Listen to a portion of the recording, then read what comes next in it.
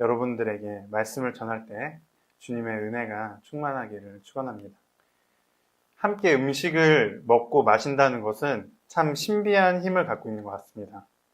저는 그것을 2015년도 몽골에 단기 선교를 갔었을 때 깨달았습니다. 저희 단기 선교팀은 몽골 시골의 작은 교회에 영어와 한국어를 가르쳐주고 예수님을 전하기 위해 그곳에 갔는데요. 몽골 현지인들이 참 따뜻하고 다정하게 저희들을 맞이해 주었습니다. 몽골에서의 사역은 힘들었지만 즐겁고 행복했습니다. 하지만 저희 몽골 팀에게 정말 큰 시련이 하나 있었는데 그것은 점심마다 현지인 집사님께서 손수 정말 친히 정성을 들여서 만들어주신 그 몽골식 점심 식사였습니다. 우유와 건포도와 밥을 함께 끓여서 저희에게 주신 그런 죽이었는데 그 죽이 정말 난생 처음 느껴보는 그 식감과 약간 요거트 같은 그 톡 쏘는 그 느낌과 밥이 함께 어우러져서 저희에게는 참 낯설고 힘든 시간이었습니다. 그 낯선 맛에 저희 팀원들 중 몇몇은 몰래 얼굴을 찡그리기도 하고 헛구역질을 하기도 했습니다. 하지만 점심시간에 저희와 함께 식사를 하기 위해 모여든 귀여운 그 몽골 아이들을 저희 옆에서 그 죽을 정말 맛있게 먹었습니다. 절대 그들 앞에서 싫은 티를 내기 싫었기 때문에 저희 팀원들도 함께 그 죽을 정말 열심히 먹었는데요. 네, 팀장이었던 저는 팀원들이 남긴 죽까지 매일 점심마다 3그릇씩 맛있게 먹었습니다. 그 당시에는 그게 참 힘들었는데 지금 돌이켜 생각해 보니까 그들과 같이 음식을 먹고 같이 마시고 나눈다는 것이 우리들에게 참 한 마음, 한 공동체, 하나의 식구가 되는 시간이었던 것 같습니다. 식구라는 것이 그런 것 같아요. 한자로 밥, 식자에 입구자를 사용하는 이 단어는 함께 밥을 먹는 둘러앉아 밥을 먹는 입들이 바로 우리의 가족이라는 것을 의미하고 있습니다. 우리는 함께 식사하는 것만으로도 가족이 될 수 있다는 것입니다. 아마 오랫동안 몽골에서 그들과 함께 먹었던 그 우유 건포도 죽을 잊지 못할 것 같습니다.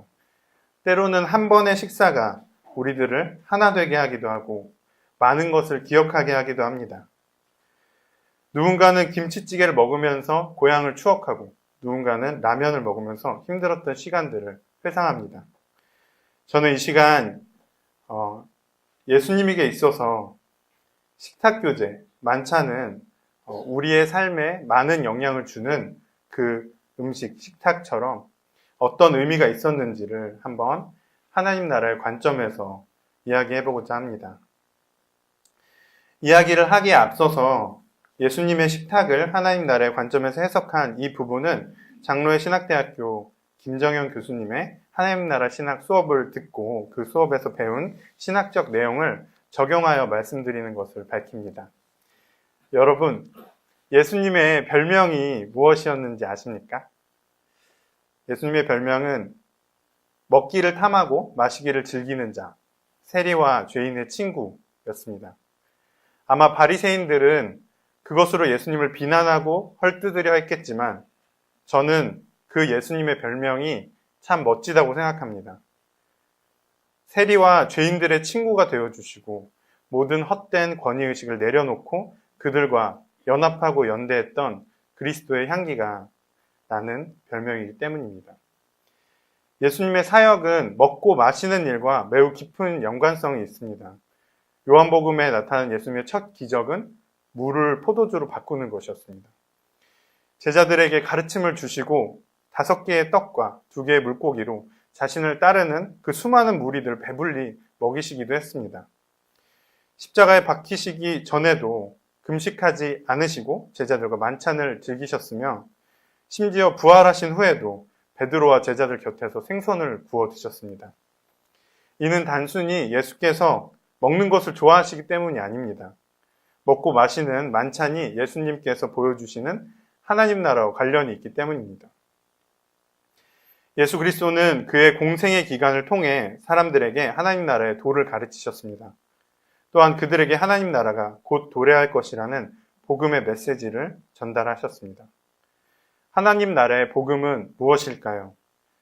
신구약을 관통하는 성경의 핵심 주제라고 할 수 있는 그것은 하나님께서 우리들을 통치하실 것이다 라는 메시지입니다. 또한 그 선포는 미래에 우리에게 임재하실 하나님의 통치를 기다리는 의미만을 갖고 있는 것이 아닌 나의 삶의 주권을 하나님의 통치에 맡겨드리겠다는 선언적 의미도 담고 있습니다. 따라서 관념적이고 추상적인 이야기가 아닌 곧 오실 하나님 나라를 기다리며 하나님의 뜻에 따라 내 삶의 주인을 하나님으로 만들어가는 그런 실제적인 삶의 이야기인 것입니다. 예수께서는 다양한 비유들을 통해 하나님 나라에 대해 가르쳐 주셨습니다. 예수님은 약자들과 죄인들, 병자들과 함께 마시며 그들의 마음과 몸을 고치셨습니다. 또한 그들에게 행해지는 모든 차별과 억압으로부터 그들을 자유롭게 해주심으로써 하나님 나라의 자유와 평화를 몸소 보여주셨습니다. 그런 하나님 나라의 완성은 성경에서 자주 잔치와 연회의 모습으로 드러냅니다. 이사야서 25장에 등장했던 마지막 심판의 환상에서도 하나님의 통치가 시작될 때 기름진 고기와 포도주로 연회를 베푸는 장면이 나오고요. 또한 요한계시록 19장에서 어린 양의 혼인잔치 비유를 통해서도 하나님의 최후 심판 이후에 큰 기쁨을 누리는 잔치가 열리는 것을 확인할 수 있습니다. 성경에서 하나님 나라의 완성을 왕위 즉위를 축하하는 연회나 혼인잔치로 묘사하고 있다는 사실은 예수님의 식탁을 이해하는 데 있어서 중요한 열쇠를 제공합니다. 기쁨이 넘치고 함께 먹고 마시는 잔치의 모습이 바로 하나님께서 이 땅에 이루고자 하시는 하나님 나라의 모습이 아니었을까 생각해 봅니다. 이처럼 예수님의 사역에서 식탁은 죄인들이 용서받고 자유와 평화가 가득하며 기쁨과 즐거움이 넘치는 모습으로 하나님 나라를 미리 엿볼 수 있는 공간이었습니다. 그럼 우리 본문을 통해 예수님의 식탁과 바리새인들의 식탁은 어떤 차이가 있었는지, 또한 우리는 어떤 식탁에서 식사를 해야 하는지 한번 살펴보고자 합니다. 본문으로 돌아가 보겠습니다. 오늘의 본문 14장의 앞쪽 그 1절쯤에 보면은 예수께서 안식일에 한 바리새인의 집에서 이루어지는 잔치에 초대되었다는 사실을 알 수 있습니다. 교회에서 예배가 끝난 뒤에 성도들이 목사님과 함께 그렇게 즐겁게 만찬을 나누는 것과 비슷한 상황이 아니었을까 한번 상상해 봅니다. 충분히 화기애애하고 화목할 수 있는 그런 상황이었지만 그 분위기는 전혀 화기애애하지 않고 냉랭했습니다. 왜냐하면 예수께서 바리새인들에게 망신을 주고 계셨기 때문입니다. 예수님께서는 바리새인들에게 은혜를 갚을 수 있는 사람들에게 잔치를 베풀지 말고 은혜를 갚을 수 없는 사람들, 장애가 있는 사람들, 가난한 사람들에게 잔치를 베풀라고 말씀하십니다. 바리새인들의 잔치의 모습은 과연 어땠을까요? 자신들과 비슷한 사회적 지위를 가진 자들을 초대하여 친목을 도모하는 자리였을 것입니다. 친목을 도모하는 것뿐 아니라 아마도 민족의 중차대한 일을 깊게 토론하기도 하였을 것이고 정치, 사회, 경제의 여러 이슈들로 심도한 이야기들이 오고 갔을지도 모릅니다. 아마 그들이 하는 말을 가난한 사람들, 장애가 있는 사람들, 죄인과 세리들이 들어도 이해하지 못했을지도 모릅니다. 예수님께서는 그들에게 명확하게 말씀하십니다. 너희끼리 모여 놀지 말라고 말입니다. 저는 예수님의 가르침 속에서 식탁 교제에 담긴 의미에 대해 생각해 보았습니다. 우리가 누구랑 밥을 먹는지, 누구랑 어울리는지는 때때로 그 사람의 권력을 드러내주기도 합니다. 그래서 사람들은 자신과 비슷한 수준의 경제력을 갖추었거나 자신과 비슷한 수준의 권력을 갖고 있는 사람과 관계를 맺고 식사하고 친분을 쌓아가기를 원합니다. 더 나아가서는 자기보다 더 높은 권력, 더 많은 부를 갖고 있는 사람과 어울리기를 원하죠.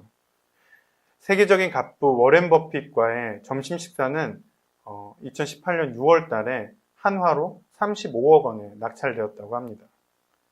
워렌 버핏과 한 번의 식사를 하는 것이 그렇게 큰 가치를 가질 수 있었던 것은 식사가 단순히 밥을 먹는 것이 아닌 그 사람과 관계를 맺는 행위여서일 것입니다. 그 구매자는 적어도 그 식사가 35억 이상의 가치가 있다고 생각하였기 때문에 그 식사를 구매했을 것이고요. 그 식사를 통해서 더 많은 부를 창출하고 더 많은 권력을 얻을 수 있을 것이라고 생각했을 것입니다. 예수님께서는 자신을 초대한 바리새인을 포함한 당대 이스라엘 민족의 지도층들이 방금의 그 구매자와 같이 힘을 향한 욕망으로 가득 차 있다는 것을 아셨습니다. 더 강한 사람과 관계하고 싶고 자신들의 힘을 더욱 불리고 싶고 그 힘으로 더 큰 힘을 탐하게 되는 그 욕망의 메커니즘 속에 그들이 살아가고 있다는 것을 예수께서는 보셨습니다. 그래서 예수님께서 그들의 헛된 권위주의를 꼬집으시고 힘에 대한 욕구를 지적하시며 높은 곳을 바라보기보다 낮은 곳을 향하는 삶을 지향해야 한다고 가르치고 계신 것입니다. 저는 그런 바리새인들의 식탁을 통해 우리의 식탁을 한번 바라봅니다. 이 시대를 살아가는 수많은 사람들이 권력과 돈을 추구합니다. 또한 더 권력 있는 사람과 연대하기를 원합니다. 그렇게 갖게 된 권력을 마음껏 휘둘러 타인에게 씻을 수 없는 상처를 주기도 합니다. 이는 단지 험난한 세상의 일뿐만이 아닙니다. 많은 교회들 역시 자신들만의 커뮤니티가 되어버렸고 자기들만의 만찬자리에서 힘 있는 이들끼리의 연합을 꾀합니다. 또한 그런 힘에 점점 취해갑니다. 주님이 원하시는 연합은 힘과 힘이 합쳐져서 더 큰 힘을 내는 그런 연합이 아니었습니다.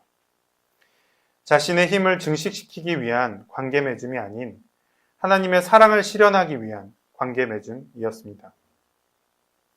우리가 만약 예수께서 죄인의 집에 머물고 식사하는 모습을 우리 두 눈으로 봤다면 과연 누가 제자이고 과연 누가 예수이며 누가 죄인인지 구분할 수 있었을까요?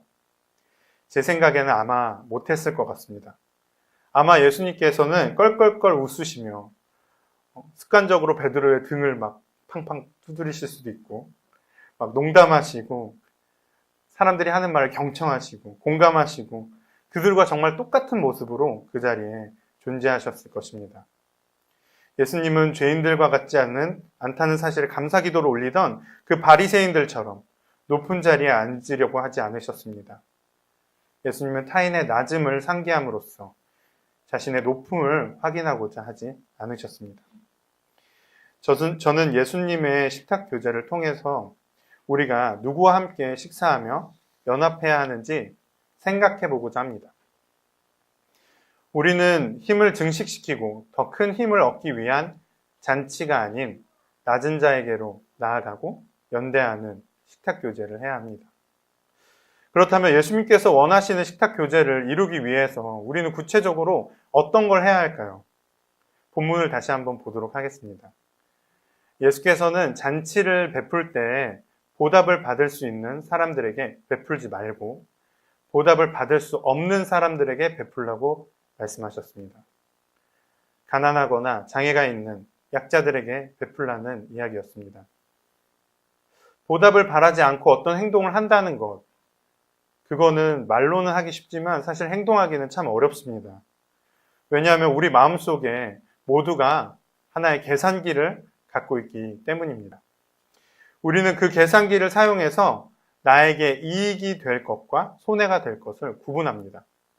그 계산기는 여러 복합적인 상황 속에서 어떤 행동이 궁극적으로 나에게 이익이 될 건지 계산해주는 우리의 모두의 아주 오래되고 소중한 친구입니다. 우리가 기억해야 할 점은 그 계산기는 오직 나만을 위해 존재한다는 것입니다. 아마 그 계산기를 처음으로 사용하게 되는 장소는 학교가 아닐까 생각합니다. 우리는 학교에서 처음으로 성적이라는 것을 받습니다. 성적은 우리 반 전체를 위한 것이 아니고 오직 나만을 위한 것입니다. 성적은 등수로 매겨집니다. 따라서 친구들과 함께 연합하기보다는 친구들과 경쟁하여서 승리하는 것을 먼저 배웁니다. 우리는 모두 치열한 경쟁 속에서 자신에게 이익이 되는 것과 손해가 되는 것을 구분하는 법을 자연스럽게 익히는 것입니다. 한정되어 있는 자리를 차지하기 위해 고군분투하는 법은 배웠지만 그 경쟁의 출발선에도 서지 못하는 사람들이 많이 있다는 사실은 배우지 못하고 자랐습니다. 하지만 주님은 말씀하십니다. 너의 계산기를 내려놓고 너에게 아무런 도움도 줄 수 없고 아무것도 갚을 수 없는 타자에게 베풀라고 말입니다. 본문을 묵상하고 설교를 준비하면서 저는 참 마음이 무거웠습니다. 왜냐하면 저도 지금 잘 해내지 못하고 있기 때문입니다. 제가 방금 우리 안에 있는 계산기에 대해 마치 이기적이고 막 자기의 이익만을 추구하는 그런 마음처럼 표현했지만 사실은 그 계산기는 우리에게 너무나도 필수적인 그런 도구입니다. 왜냐하면 우리 안에 있는 그 계산기는 우리를 위험으로부터 보호해 줄 때가 더 많기 때문입니다. 이 상황에서 내가 어떻게 행동해야 손해가 되지 않을지, 위험하지 않을지를 판단해 줍니다. 그런 계산기를 다 내려놓고 약자에게 나아가기에는 아직 너무 무섭습니다. 그렇습니다. 그 감정은 공포입니다.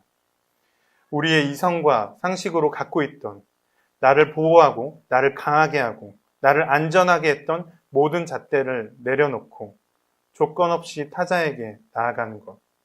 그것은 너무 무섭습니다. 저에게는 너무나 사랑스러운 조카가 한 명 있습니다. 형과 저는 항상 그 조카에 대한 이야기를 나누면서 행복감에 빠지곤 합니다. 어느 날 형이 조카 산책을 하고 돌아오는 길에 어떤 할머니께서 조카가 너무 이쁘다고 이렇게 야구르트를 하나 주셨다고 합니다.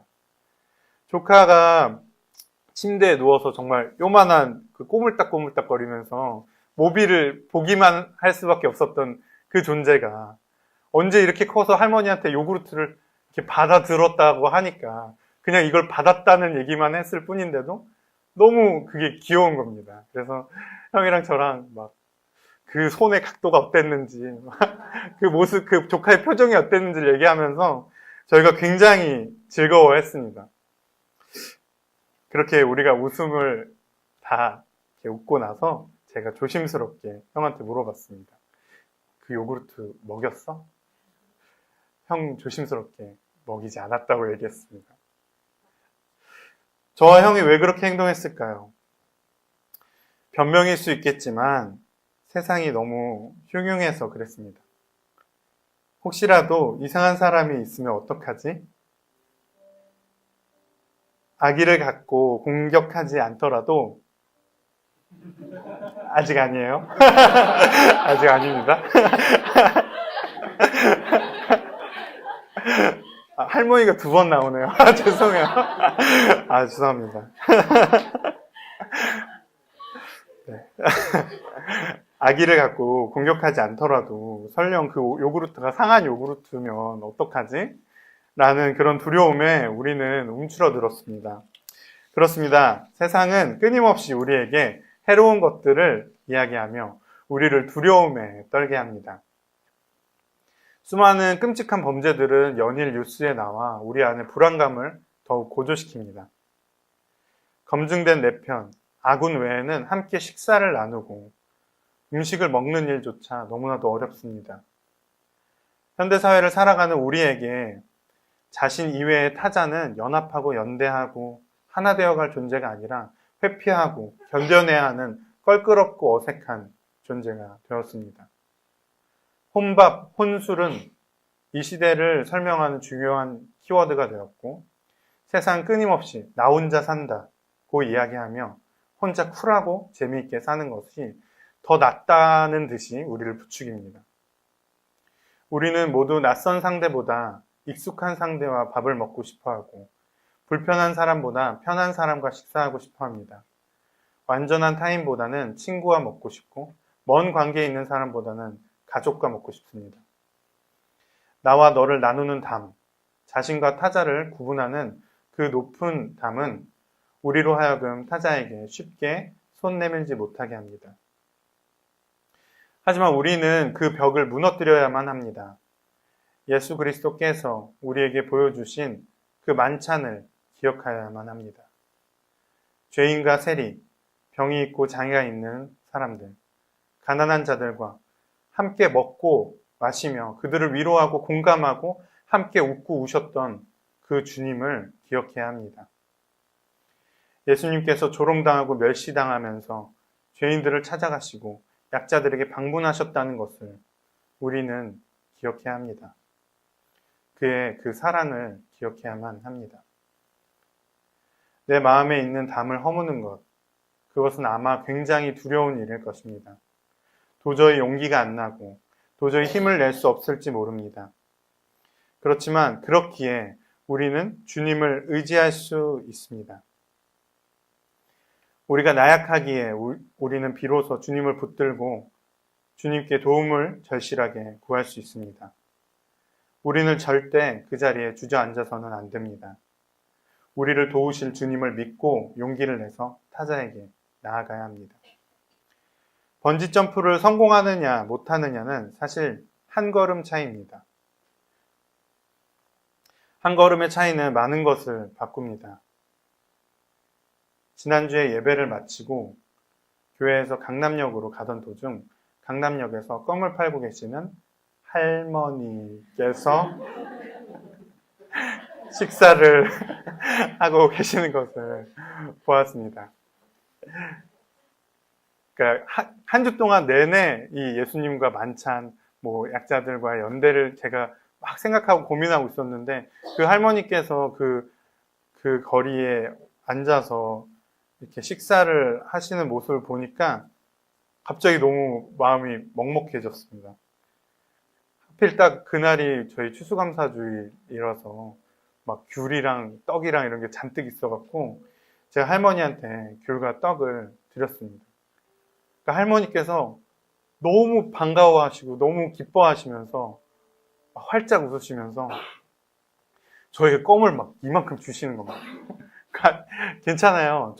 처음에 저는 이렇게 사달라는 건 줄 알고 하면 제가 음식만 있고 돈은 없습니다 라고 말했다가 아니라고 막 주머니에 넣으시려고 하셔갖고 괜찮다고 한사코 이렇게 그렇게 안 받고 그렇게 왔습니다. 저는 우리가 작은 데서부터 벽을 허무는 연습을 해야 한다고 생각합니다. 사실 두려움에 떨고 있으면 아무 일도 일어나지 않습니다.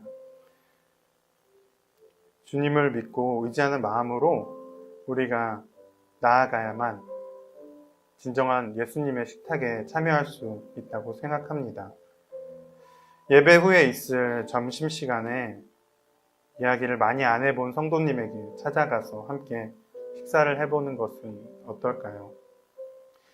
강남역에 계신 할머니께 오늘 돌아가는 길에 따뜻한 음료수 한 잔 사서 드리는 건 어떨까요? 우리가 함께 작은 데서부터 하나님 나라의 식탁을 완성해 가기를 주님의 이름으로 권면합니다. 말씀을 준비하면서 본문을 묵상하면서 너무 감동이 되었던 찬양이 있어서 여러분과 함께 찬양을 불렀으면 좋겠습니다.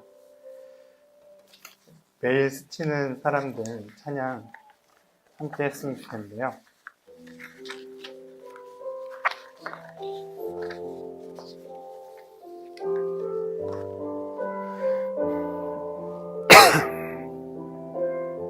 찬양하시겠습니다.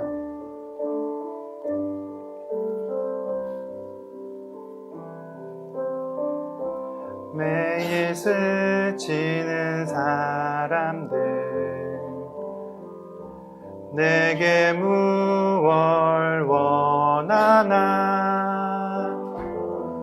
공허한 그 눈빛을 무엇으로 채우나 모두 자기 고통과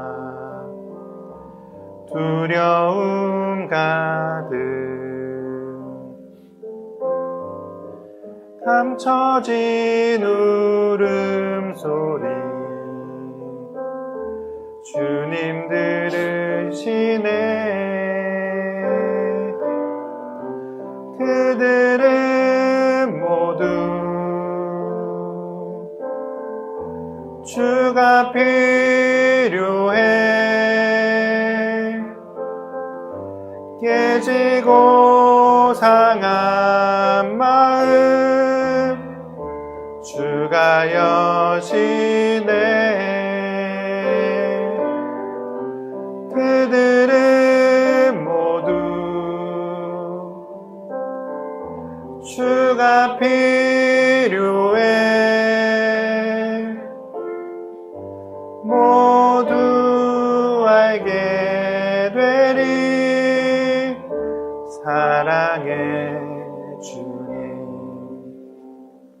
그렇습니다. 우리는 모두 주님이 필요합니다. 오늘 말씀을 정리하도록 하겠습니다. 오늘 저는 여러분들에게 3가지 중요한 부분을 말씀드렸는데요. 먼저 자신의 힘을 불리기 위해 바리새인들의 식탁을 버리고 나에게 힘이 될 수 없는 존재들에게 나아가는 예수님의 식탁을 닮아야 합니다. 그렇게 하기 위해 우리는 우리 안에 있는 이해타산을 다 내려놓고 그 계산기를 내려놓고 나아가야 합니다. 주님의 조건 없이 부어주시는 사랑을 기억하며 그 사랑을 우리가 실천하려고 노력해야만 합니다. 하지만 그렇게 하기에는 너무나 두렵습니다. 타자에게 나아가기 위해서는 용기가 필요합니다. 우리가 이렇게 연약하기 때문에 우리는 주님을 의지할 수 있습니다. 우리에게 힘 주시고 우리의 삶을 통치해 주시는 주님을 믿고 의지하여 용기를 내야 합니다. 예수 그리스도께서 이 시간 우리와 함께 계신다면 아마 모두가 주님과 함께 식사 한번 해보고 싶어서 난리가 날 겁니다. 예수님께서는 근데 우리에게 분명하게 말씀하십니다. 너희 중에 가장 작은 자에게 한 것이 나에게 한 것이라고 말입니다. 여러분 모두가 예수 그리스도를 오늘 여러분의 식탁에 초대하시기를 기원합니다. 기도하겠습니다. 하나님 아버지 감사합니다. 오늘 우리가 주님의 그 거룩한 만찬에 참여하는 것이 어떤 의미인지를 배웠습니다. 주님, 때로는 우리가 이 삶을 살아가기에 너무나 바쁘고 너무나 치열해서 주변을 바라보지 못할 때가 많습니다. 아니, 주님, 그러고 싶지 않을 때가 너무나도 많습니다. 그렇게 주변을 신경 쓰고 약자를 돌아보는 것이 또한 우리에게 주어진 이 공동체를 품고 교제하고 나누는 것이 두렵게 느껴질 때가 많습니다, 주님. 그런 우리를 불쌍히 여기시고 우리에게 용기를 부어 주시옵소서. 그리하여 우리가 사람들에게 나아가고 사랑을 전하고 사랑으로 연합하는 그런 예수님의 식탁에 참여하는 자들이 될 수 있도록 도와주시옵소서. 감사합니다, 주님. 이 모든 말씀 우리 주 예수 그리스도의 이름으로 기도드렸습니다.